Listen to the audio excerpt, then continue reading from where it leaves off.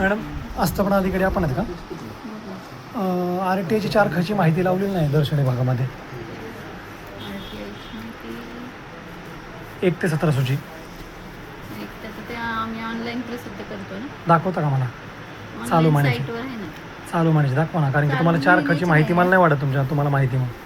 मला माहिती आहे असं वाटत नाही. हां असं वाटतं. आता नेट बंद आहे, नाही तर साईटवर दाखवली असते. मला बाय हँड दाखवा, कारण की तुम्हाला नेटवरती लावायची नाही येते. RTIने जे राज्य माहिती आयोगाने सांगितलं आहे की दर्शनी भागात लावा म्हणून.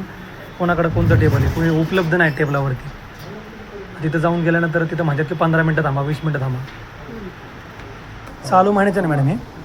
चालू महिन्याची नाही, वर्षातून 2 वेळा प्रसिद्ध करतात. तर ही नवीन कायदा काढला तुम्ही? हां 2 वेळा आम्हाला सांगितलेलं आहे. कुणी सांगितलं आहे? Collector office. Collector office. म्हणजे ह्याच्या पुढं आता समजा इथं मी अर्ज टाकला माहिती अधिकारचा, इथं झालं, अपील झालं, अपील झाल्यानंतर द्वितीय अपील जिल्हाधिकारी घेणार का? द्वितीय अपील जिल्हाधिकारी कशाला? तर तेच म्हणतोय ना मी, द्वितीय अपील कोण घेणार? खंडपीठ घेणार ना.